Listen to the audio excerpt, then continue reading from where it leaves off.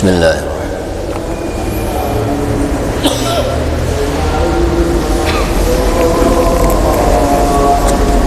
Assalamualaikum warahmatullahi wabarakatuh. Pada salamati dinina dunya wa miniyati du'a wal qabul wa tamam kulli salah kafiatan li kulli syarrin. Allah yanawwiru qulubana wal huda taqwa al afaf wal maut ala din islam ya islam wa nama bi sanaf syarh إلى الرحمة وإلى حضرة النبي الكريم بسم سورة الفاتحة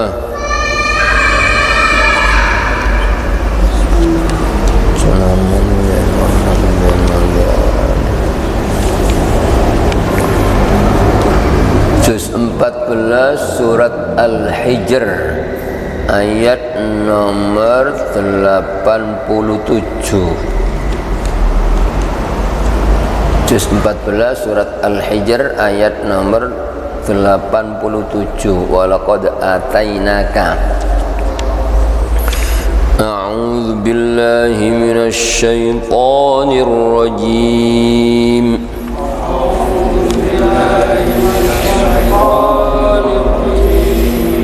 Bismillahirrahmanirrahim.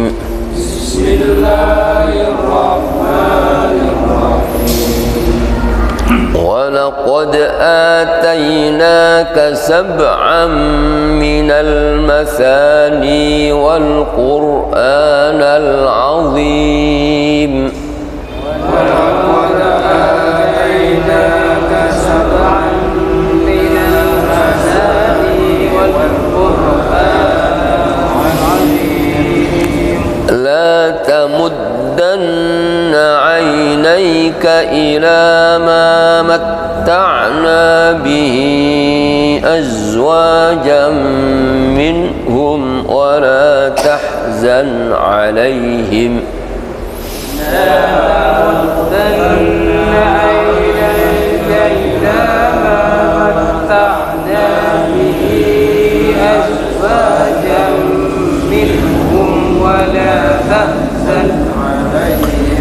ولا تحزن عليهم واخفض جناحك للمؤمنين ولا تحزن عليهم واخفض جناحك للمؤمنين وقل إني أنا النذير المبين وقل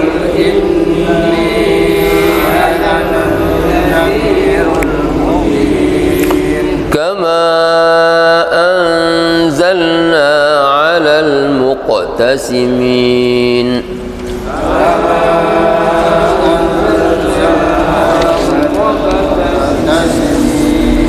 الذين جعلوا القرآن عضين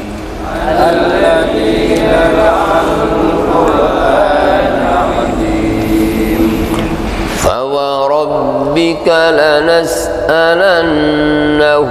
أجمعين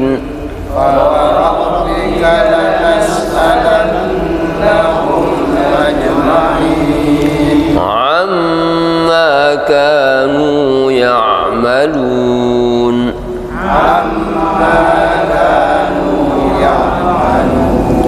فاصدع بما تؤمر وأعرض عن المشركين فاصدع بما تؤمر وأعرض عن المشركين إنا كفيناك المستهزئين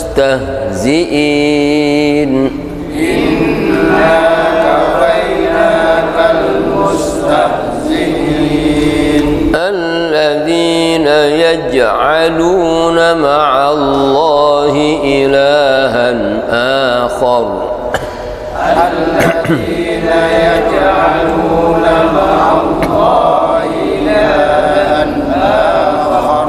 فسوف يعلمون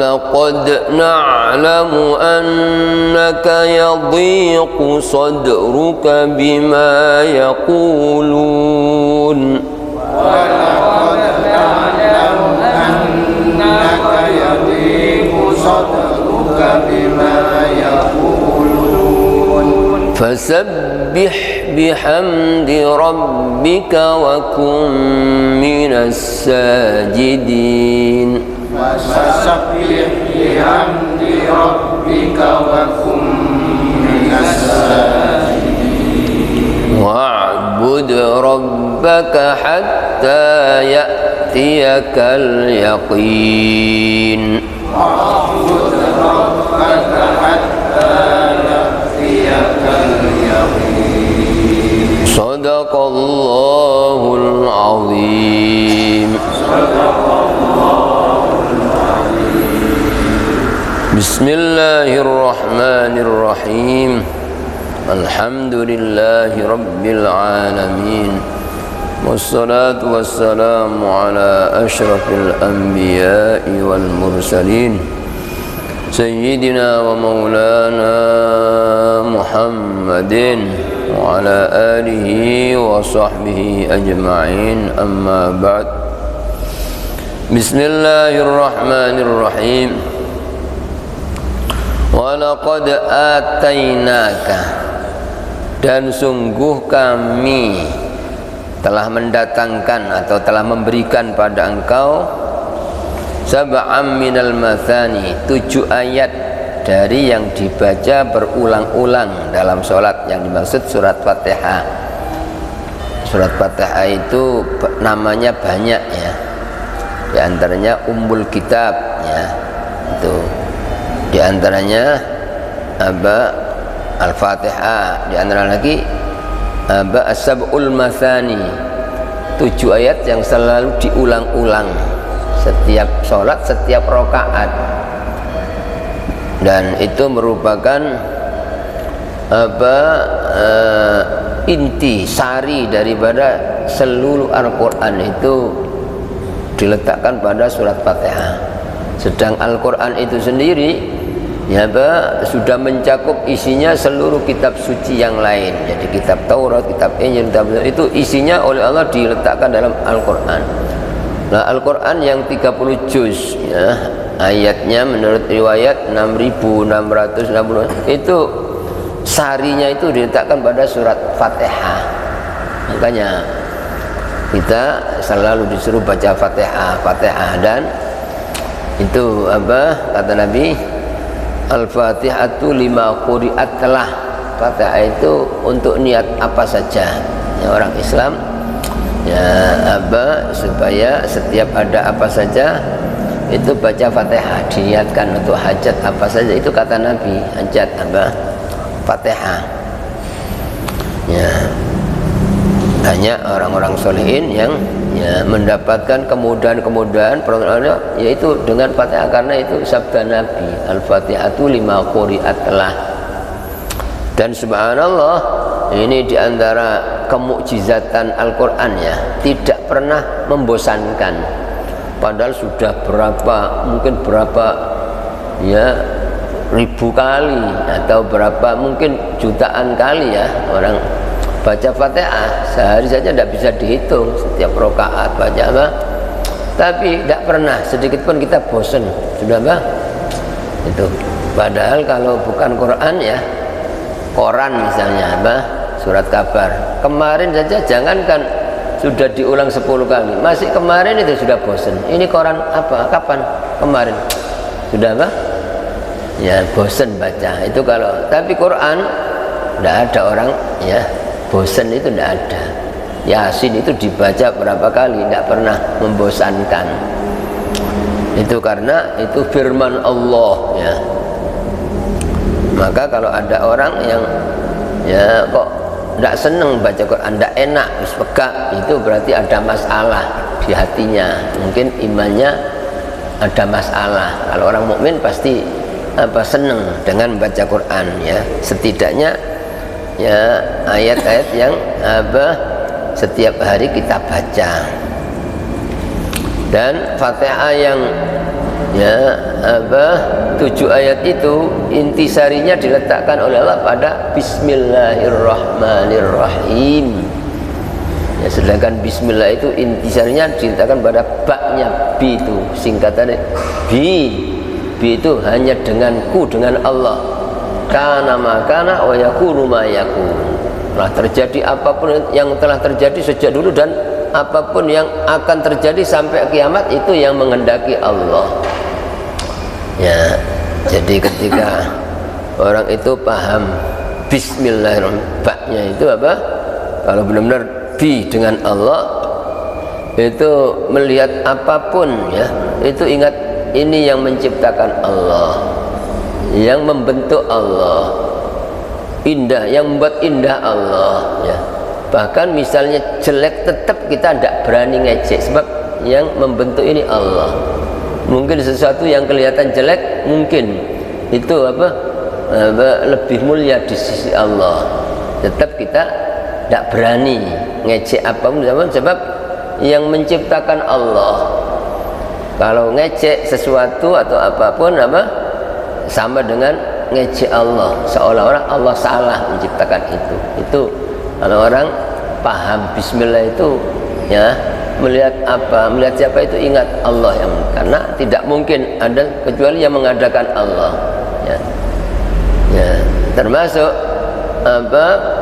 kejadian apapun yang terjadi itu yang menghendaki Allah. Tidak ada satupun kejadian serem yang tidak dikehendaki, tidak mungkin ya. Oleh karena yang menghendaki Allah, dan Allah itu punya sifat Ar-Rahmanir-Rahim. Bismillahirrahmanirrahim. Allah Maha Pengasih, Maha Penyayang.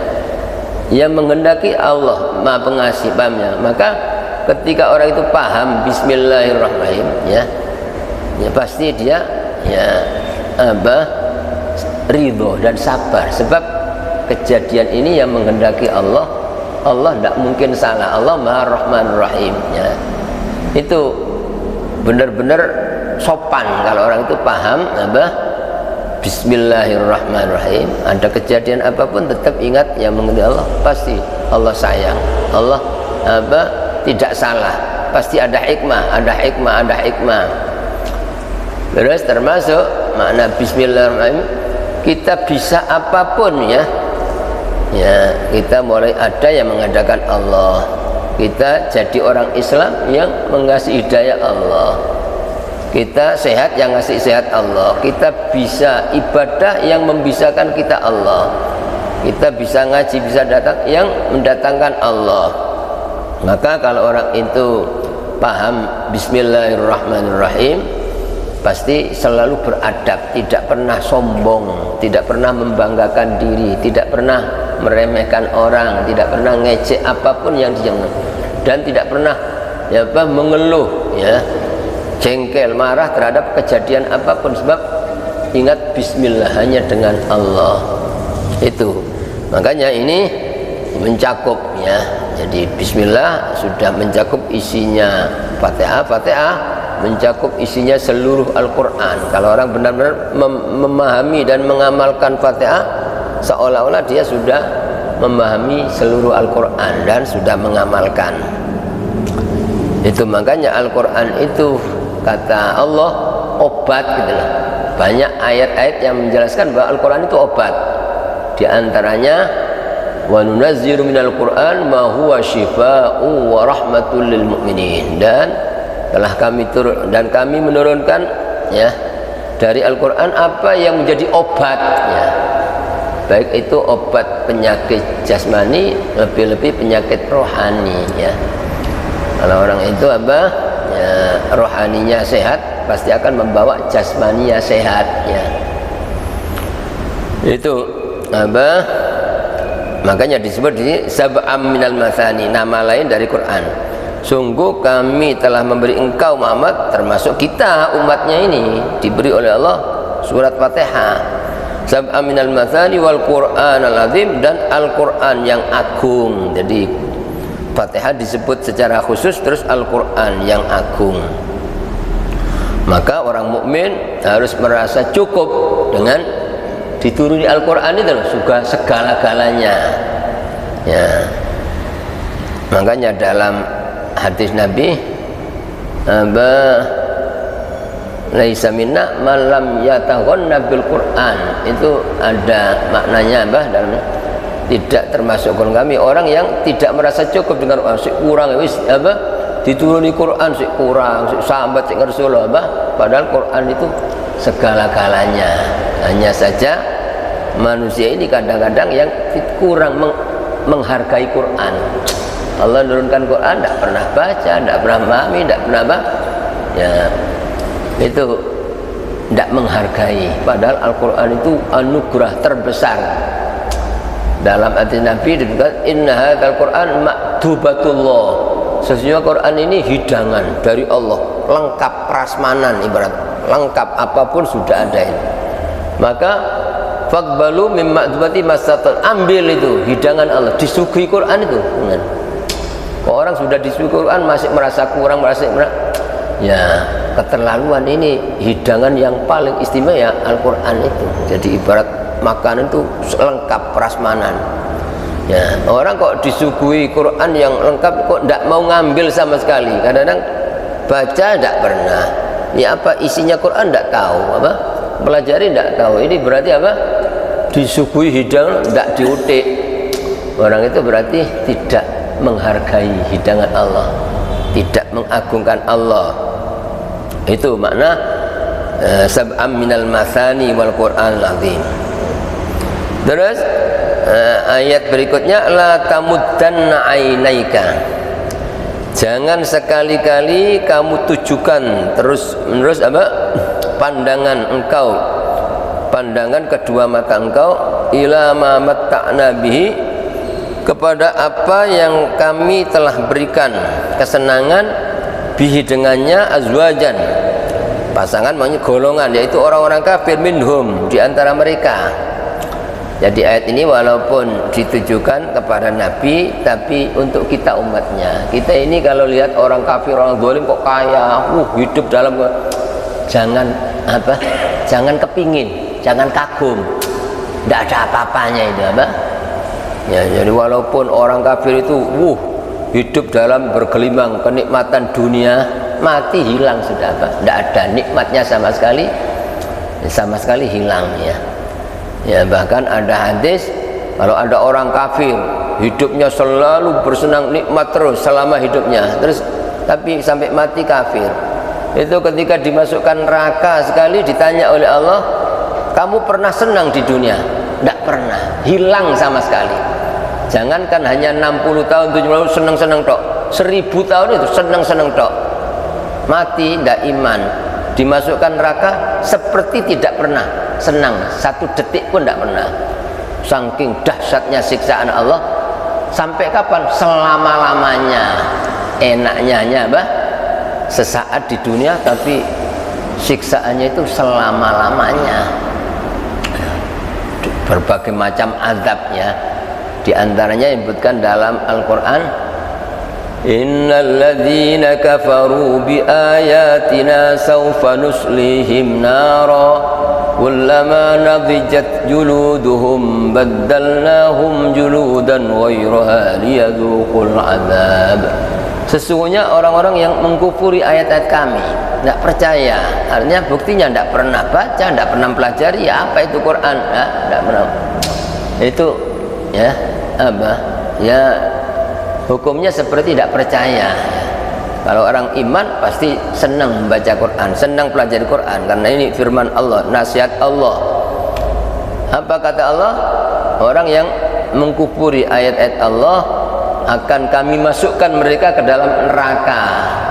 Kullama nadijat juludum, setiap kali matang ya dagingnya itu hangus baddalnahum, kami ganti mereka juludan ghairah, dengan daging yang lain yang baru, terus dibakar lagi ya, hangus lagi, dibakar lagi. Sampai kapan? Selama-lamanya. Katanya seharinya saja dalam tafsir disebutkan 70.000 kali. Jadi seharinya itu dibakar hangus, dibutuhkan bakar hangus. Begitu ya, semakin banyak dosa semakin dibesarkan badannya supaya rasa. Jadi Allah Maha Adil, sama-sama disiksa neraka berbeda tergantung kekufurannya. Semakin sangat dosanya semakin berat. Sebagaimana orang mukmin sama-sama di surga beda. Semakin banyak amal solehnya, semakin sempurna, itu semakin sempurna nikmat yang dirasakannya. Itu jadi orang mukmin tidak boleh lihat orang zalim atau orang yang ahli maksiat hidup dalam rumahnya mewah, hidup, jangan, tidak ada apa-apanya ini ya. Itu makanya andaikan dunia itu mulia gitu, pasti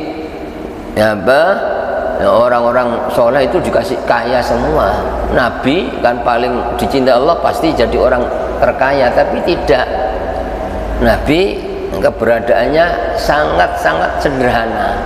Beliau ya jarang makan, makanya ada hadis kadang-kadang pagi tanya ada sarapan apa, apunten ya, kata istrinya mboten enten napa-napa wonten jambak. Nah, apa kata Nabi? Ya wis tak niati poso. Itu hadis ya. Sering gitu beberapa minggu, beberapa bulan itu tidak nyala dapurnya, itu makanya tidak ada yang dimasak ya. Itu Nabi.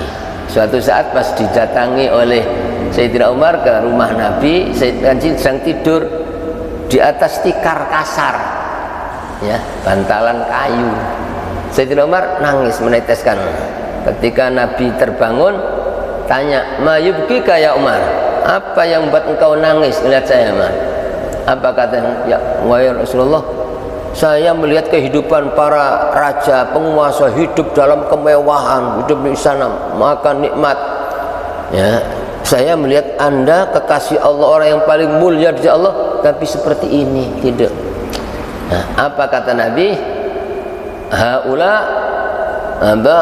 ujjilat thayyibatuhum fid dunya wa nahnu ujjilat thayyibatuna fil uqbah atau fil akhirah. Kata Nabi, mereka itu orang-orang kafir, orang zalim yang hidup dalam kan, mereka disegerakan, senangnya di dunia sesaat. Sayyidina Umar, mereka senang sesaat, sedang kita ini senangnya ditunda oleh Allah, ditunda besok di akhirat. Semakin berat di dunia tapi sabar, semakin sempurna nikmatnya di akhiratnya.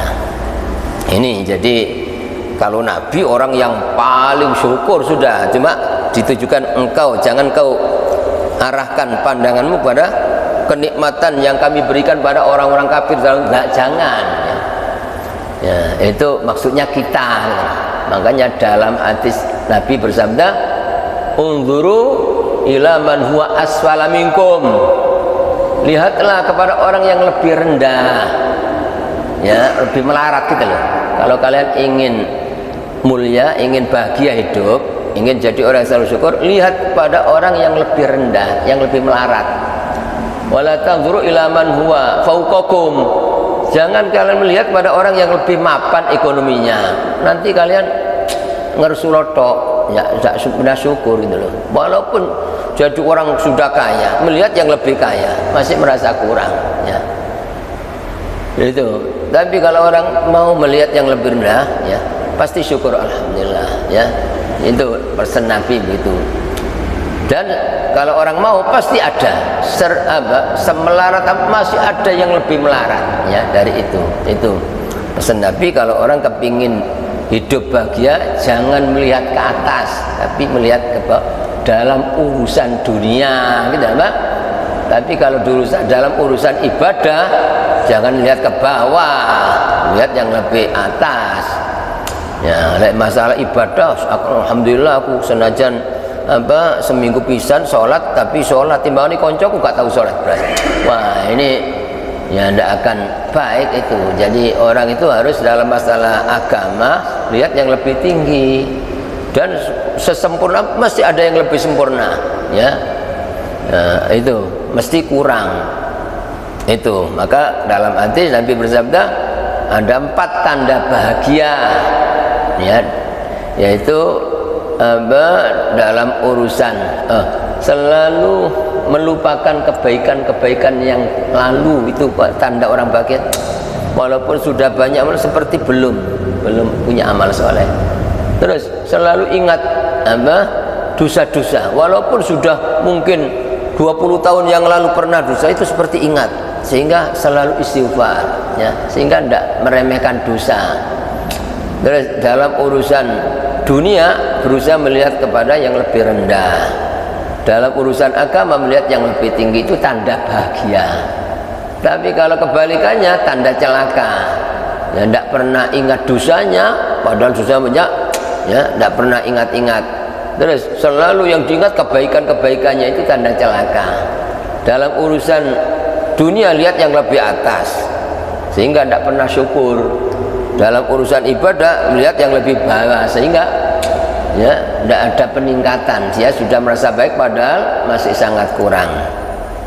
Ini ya, makanya orang itu baru dikatakan ilmunya manfaat kalau tidak pernah tertarik dengan kekayaan orang, dengan dunia ini, tidak pernah.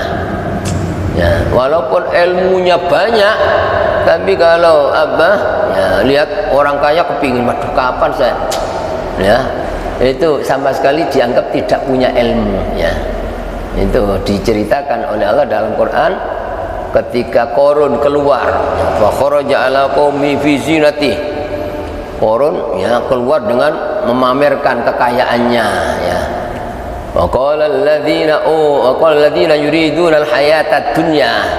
Orang-orang yang keduniaan berkata, ya laita utia misla ma utia Qarun. Ya laitana ya misla ma utia Qarun. Orang-orang yang cinta dunia mengatakan, waduh kapan ya saya bisa kaya seperti Qarun, ya. Nah, ini kata orang yang bodoh, ya. Tapi apa kata waqala alladziina utul ilma, dan orang-orang yang diberi ilmu oleh Allah, ya, berkata wailakum thawabullahi khairul liman amana wa amila sholihan. Celaka kalian kok kepingin kayaan seperti Qarun, tidak ada apa-apanya. Pahala di sisi Allah, pahala kita ngaji sekali, pahala sholat sunat 2 rakaat itu lebih, kata Nabi, lebih baik daripada dunia seisinya. Jangan dibanding dengan kekayaan Qarun. Buktinya Qarun, ya ketika datang bala bencana, habis itu, dipendam dalam tanah seluruh kekayaannya, dirinya, pengikutnya semua habis, ya. Itu. Jadi kita tidak boleh melihat kemewahan apapun terus kepingin. Jangan, ya. Orang mukmin, ya, kepinginnya itu kalau, ya, pahala, orang amal soleh. Orang melihat, ya, memandang, silakan, tapi jangan memandang dengan kepingin, gitu loh, itu tidak masalah. Tapi kalau yang bisa merusak itu kepingin, lihat orang kepingin, kapan saya, itu yang merusak. Tapi kalau memandang tapi untuk ngambil pelajaran tidak masalah. Nah, misalnya jalan-jalan di perumahan termewah, tidak apa-apa lihat, tapi apa podo, durung tentu wong sing duwe omah iki ya bahagia hidupnya, mungkin gak iso turu itu, mungkin makan tidak nikmat, ya, lebih nikmat saya, walaupun, ya, itu orang tidak masalah memandang karena tidak kepingin, gitu loh. Mandang untuk ngalah pelajaran, ya. Walaupun rumah termewah menikmati ditinggal, tempatnya kuburan itu tidak akan dibawa. Orang memandang itu tidak masalah, gitu loh. Memandang itu, ya, lihat mobil mewah, podo ae, sing numpak sumpek hati ini gak bakal seneng numpak, ya. Kadang-kadang orang naik mobil mewah tapi dengan tetesan air mata, sumpek mikir anak. Tapi orang kadang-kadang kendaraan jelek tapi bahagia, senang. Itu bahagia bukan karena kemewahan itu, tapi karena hati yang iman, ya. Jadi melihat tapi dengan ngalap pelajaran tidak masalah. Yang bahaya itu melihat senang, gitu. Wah, kenikmatan orang melihat kekayaan, wah kapan ya? Nah, begitu yang merusak, membuat orang tidak neriman, gitu. Tidak ada syukurnya, kurang aja. Walaupun sudah kaya, kalau yang dilihat orang yang lebih pasti masih merasa kurang, ya. Udah, ini makna wala tahzan alaihim, dan jangan bersedih terhadap mereka. Artinya walaupun mereka menyombongkan kekayaannya, tidak mau diajak iman, biar sudah, bah. Itu Allah selalu menghibur Nabi ya. Dan umumnya sejak zaman dulu orang-orang yang sulit diajak ya kebenaran itu justru orang-orang yang hidup dalam kemewahan dan orang-orang yang punya jabatan kekuasaan. Sejak zaman dulu yang menolak dakwah Rasul umumnya mereka, yang umumnya menjadi pengikut orang-orang yang biasa, yang ya, itu dalam Al-Quran, wa ma arsalna fi qaryatin min nabiyyin illa qala mutrafuha inna bima ursiltum bihi kafirun. Tidaklah kami mengutus seorang rasul di tengah-tengah kaum kecuali orang-orang yang hidup dalam kemewahan, orang yang kaya raya dan orang yang punya jabatan besar mengatakan, kami tidak akan percaya sama kamu. Itu apa? Itu semua begitu. Nabi Musa dakwah, yang nentang pernah ya Fir'aun, apa? Nabi Ibrahim yang nentang ya Namrud karena punya kuasaan jabatan. Nabi kita Muhammad SAW padahal wah luar biasa, dicontohkan mulai kecil akhlaknya, jujurnya, ya keindahan sempurna, ya fisiknya. Tapi ketika diajak untuk iman kepada Allah, mereka sombong, langsung musuhi, ya Abu Jahal, Abu Lahab, dan mereka mengatakan tidak pantas Muhammad melarat jadi rasul, mestinya yang pantas kami. Nah itu apa? Jadi mereka menganggap mulia itu karena kekayaan, karena jabatan. Umumnya orang begitu ya. Itu orang yang tertipu namanya ya.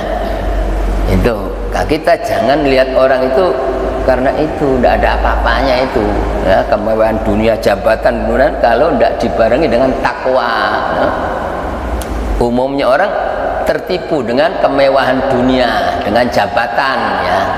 Sama-sama kiai misalnya sama, yang satu kiai melarat ya, pakaiannya jelek, kadang-kadang kendaraannya jelek, yang satu kendaraan mewah, pakainya luar, itu pasti ngerebut tangan yang satu, yo, yang sini tidak direken. Umumnya orang begitu di mana-mana, padahal belum tentu. Mungkin yang ini yang di sisi Allah lebih mulia, lebih ikhlas, lebih apa? Tidak ada sombong, tidak ada pamer ya. Tapi begitulah manusia itu begitu apa? Pada umumnya lebih condong kepada apa? Yang ya apa? Ya, punya kemewahan ya. Nah kita jangan ya, panggilan kita jangan itu, tapi lihat apa? Ketakwaannya. Inna akramakum indallahi atqakum. Yang paling mulia di antara bukan yang paling kaya, yang paling banyak ilmunya bukan, tapi yang paling takut kepada Allah. Makanya kata Allah, ulama itu bukan yang banyak ilmunya, bukan yang menguasai kitab, bukan, tapi yang takut kepada Allah. Innama yakhsyallaha min ibadihil ulama. Walaupun tidak bisa pidato, tidak banyak ilmu, tapi takut pada Allah, merendah, tidak pernah nyecek orang, tidak pernah ngomong kejelekan orang, tidak pernah ngomongnya dunia ya, itu justru pantas ulama. Tapi kalau ulama suka nyaci maki orang, kadang yang dibahas dunia, pamerkan dunia, itu menurut Al-Quran ini bukan. Sehebat apapun selama tidak takut kepada Allah, tidak pantas dikatakan ulama ya. Itu kata Allah, innama yakhsyallaha min ibadil ulama. Kata Allah, wala tahzan, jangan susah ya, biar ya mereka, yang penting engkau sudah menyampaikan. Waqfid jana'aka lil mu'minin, dan rendahkan sayapmu-nya, merendahlah, tawaduklah engkau. Padahal Nabi ini, Nabi itu manusia yang paling mulia di dunia, yang paling tinggi, tapi disuruh merendah kepada orang mukmin, lil mukminin, kepada orang-orang beriman, apalagi kita ya. Jadi tanda-tanda orang merendah itu tidak pernah mengaku lebih baik daripada orang lain, tidak pernah mencaci maki orang, apalagi mencaci orang soleh dicaci maki, naudzubillah min dzalik, itu sama sekali tidak sesuai dengan akhlak Nabi, dengan perintah Allah. Makanya Nabi itu apa? Manusia yang paling sempurna, paling tinggi derajatnya, tapi beliau paling tawaduknya orang. Beliau ini apa? Ya, dalam kesehariannya beliau nyapu, itu kan nyapu rumah. Beliau numbuk gandum sendiri, numbuk gandum bersama pembantu. Nabi makan satu piring bersama pembantu, duduknya persis seperti itu disebutkan dalam hadis. Padahal beliau ini manusia yang paling tinggi derajatnya, paling sempurna segala-galanya. Ya, beliau kalau bajunya sobek didondomi dewi, sandalnya rusak diperbaiki sendiri. Itu tawaduknya Nabi. Ya, kalau Nabi pergi belanja ya, ke pasar, dibawakan, tidak mau. Yang punya barang saya seperti itu apa? Tawaduknya Nabi lah. Makanya semakin orang semakin merendah, semakin ditinggikan derajat. Man tawadhu'a rafa'ahullah. Siapa yang merendah pasti ditinggikan derajat. Tapi wa man takabbara, siapa yang sombong, orang seolah-olah orang semua salah, yang benar dirinya, ya. Maka khafadhahullah, dijatuhkan, dihinakan oleh Allah. Semakin sombong semakin dijatuhkan. Udah, ini Nabi disuruh waqfid janahaka lil mu'minin, tapi ya ayat ini diperuntukkan untuk umatnya.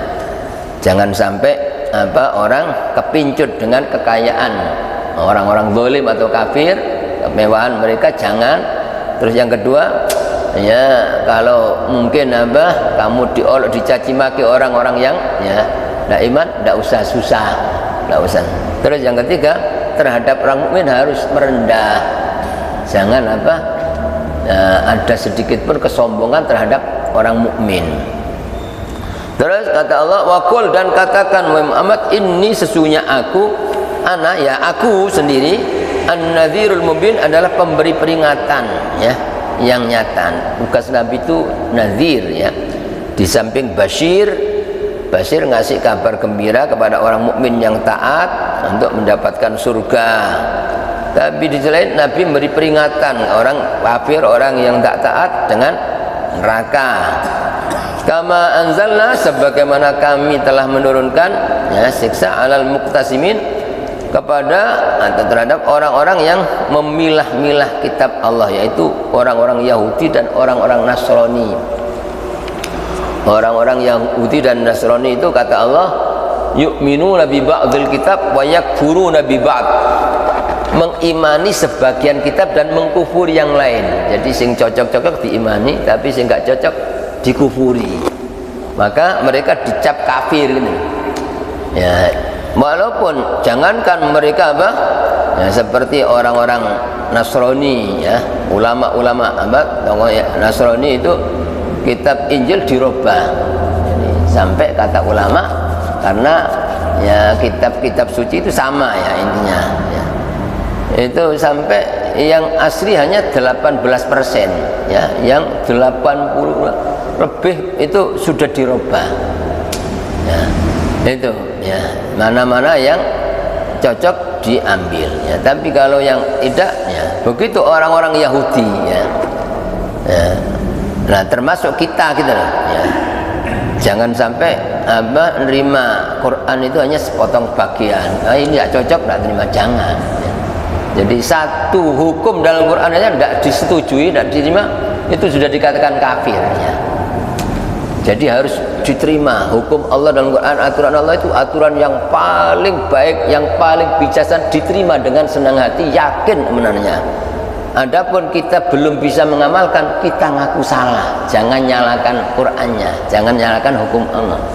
Wah, hukum Allah hukum Islam kejam ini enggak sesuai dengan itu, kafir, berarti kafir, menyalahkan Allah ya.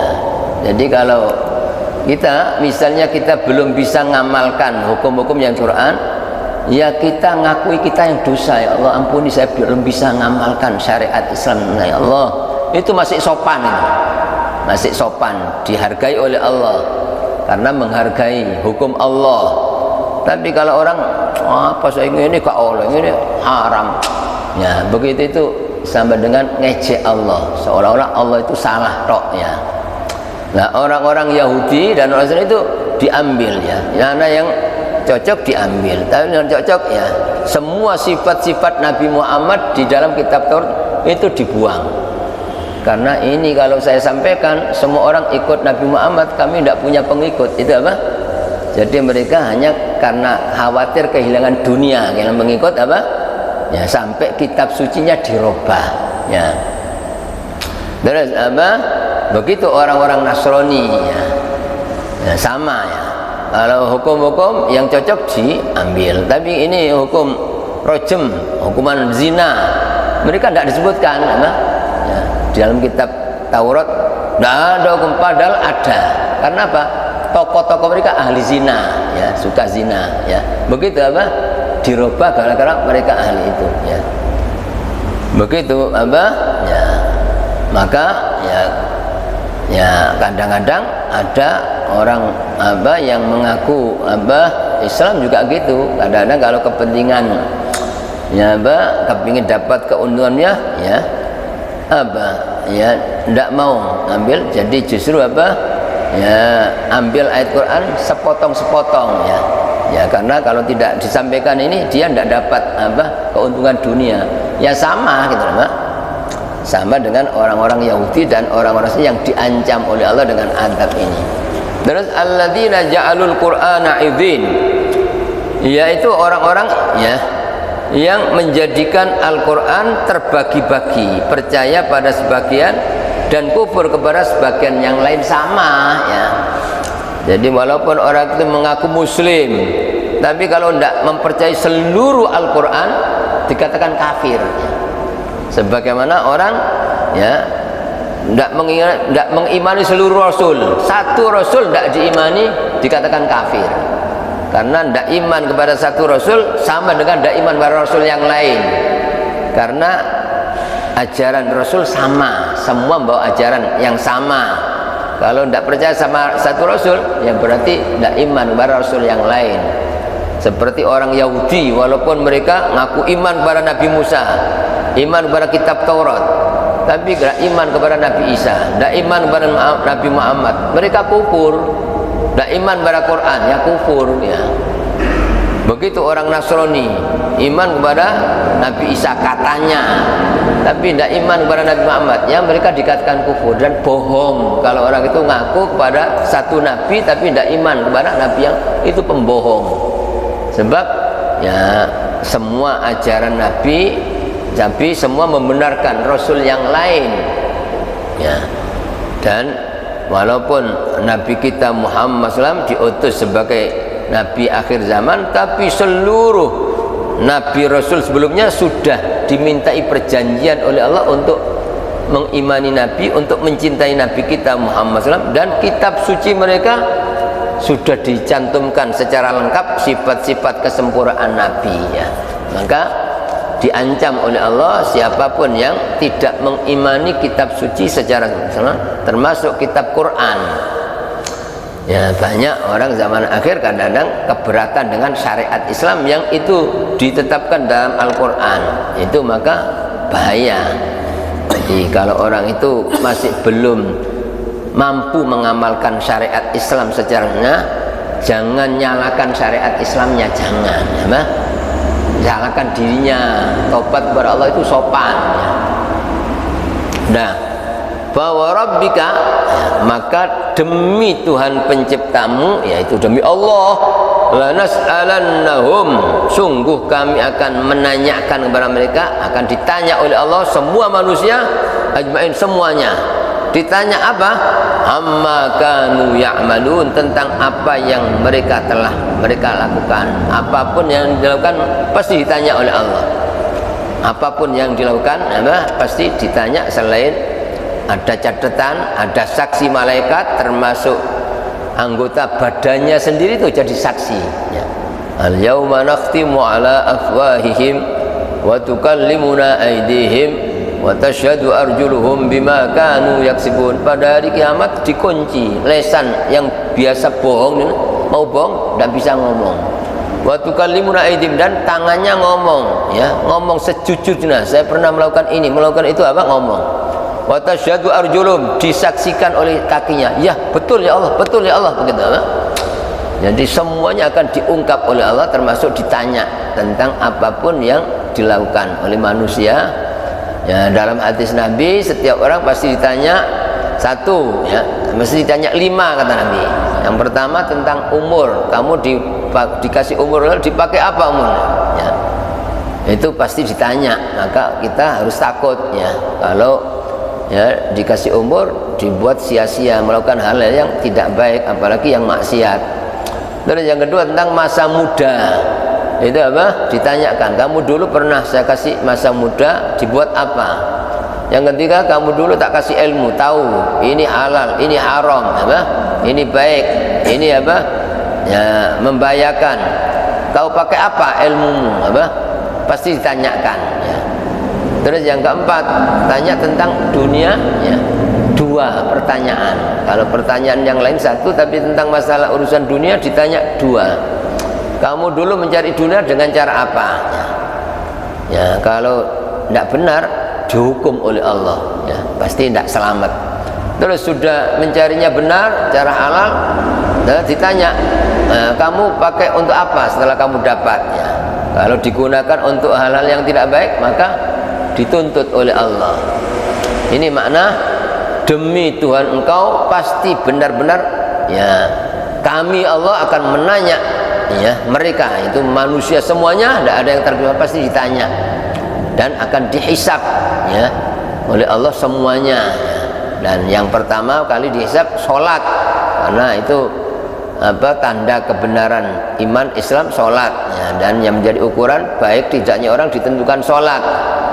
Nah, pertama kali yang dia sholat, kalau sholatnya bagus, ya, yang lain-lain dianggap bagus semua, maka hisabnya ringan.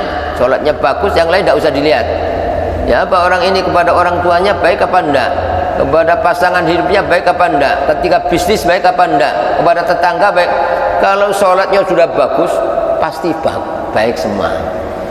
Tapi kalau sholatnya tidak baik, pasti yang lain-lain tidak baik, ya. Makanya kalau ada orang kok di dunia sudah sholat setiap hari tapi masih tidak bakti sama orang tua, itu berarti sholatnya belum benar. Sudah sholat setiap tapi kepada pasangan hidupnya selalu nyakiti hati, ya, tidak sayang, itu berarti sholatnya belum benar, ya. Sudah sholat setiap hari tapi kepada tetangga tidak baik, suka ganggu tangganya, ya, berarti sholatnya belum benar. Kalau sholat benar pasti baik. Itu karena Allah yang berfirman, inna sholata tanha anil fahsya'i wal munkar. Sholat itu kalau dilakukan dengan benar pasti mampu mencegah orang yang melakukannya dari segala perbuatan keji dan mungkar, ya. Maka besok yang dikoreksi pertama sholat. Kalau sholatnya baik, tidak perlu yang lain dikoreksi, pasti baiknya. Tapi kalau sholatnya sudah tidak baik, pasti yang lain-lain tidak baik, itu hisabnya berat, ya. Itu makanya, nah, kita hidup harus selalu meningkatkan, ya, sholat kita, kualitas ibadah kita, terutama sholat. Mudah-mudahan ayat-ayat yang kita baca dan kita pelajari dapat meningkatkan keimanan kita dan ketakwaan kita kepada Allah Subhanahu wa Ta'ala. Mudah-mudahan amal-amal baik para jamaah sekalian diterima oleh Allah Subhanahu wa Ta'ala. Segala dosa-dosa kita, dosa-dosa orang tua kita dan ahli kubur kita mudah-mudahan diampuni oleh Allah Subhanahu wa Ta'ala. Mudah-mudahan kita masih diberi tambahan umur yang barokah, tambahan sehat lahir batin, istiqomah sampai akhir hayat kita mendapatkan husnul khotimah.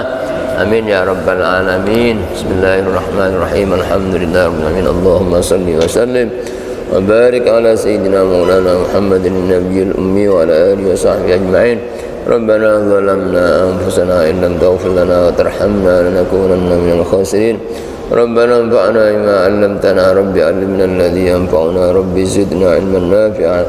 Allahumma inna nas'aluka husnal khatimah wa na'udzubika min su'il khatimah. Allahumma inna nas'aluka al-'afiyah fid dunya wal akhirah.